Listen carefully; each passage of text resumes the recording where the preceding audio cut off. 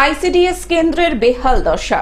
বসিরহাট মহকুমার বসিরহাট ১ নম্বর ব্লকের সংগ্রামপুর শিবহাটি গ্রাম পঞ্চায়েতের পশ্চিম পাড়া এলাকায় আইসিডিএস কেন্দ্রের বেহাল দশা। এই আইসিডিএস কেন্দ্রে ৩৬ জন পড়ুয়া আছে।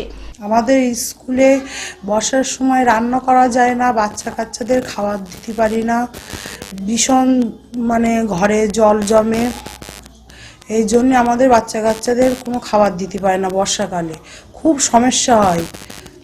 আর হ্যাঁ, এই ছাদ বয়ে গা দিয়াল বয়ে জল পড়ে, আর এই ঘরের জলে জলাকার হয়ে থাকে, তখন খুব সমস্যা হয়।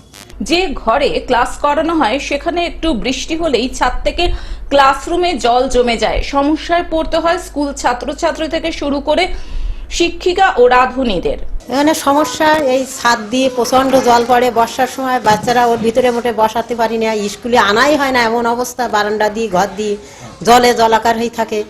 তারপরে টয়লেট নেই, তাদের বাড়ি বাথরুম পালি, বাড়ি ফোন করা হয়, আবার বাড়িতে আমাদের নিয়ে যেতে হয়, নিয়ে যেই পায়খানা বাথরুম করা আনতে। বাথরুমটা হয় বাইরে, অবশ্য কোনো আগলা জায়গায় নেই কোনো টয়লেটের ব্যবস্থা।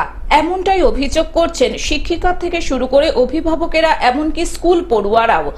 তাদের দাবি দ্রুত এই সমস্যার সমাধান করা হোক, তা না হলে আগামী দিনে বড়সড় বিপদের মুখে পড়তে হতে পারে স্কুল পড়ুয়া থেকে শুরু করে শিক্ষিকাদের। বর্ষার সময় জল পড়ে, বসতে পারে না, ভিতরে তো জল থাকে ভর্তি, বাইরে বসাবে তাও এখানে জল থাকে। টয়লেটের সমস্যা,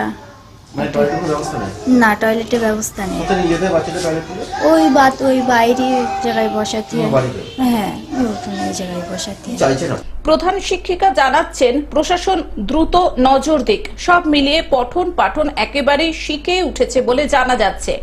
কবে এই সমস্যার সমাধান হবে সেই অপেক্ষায় স্কুল পড়ুয়া থেকে শুরু করে অভিভাবকেরা।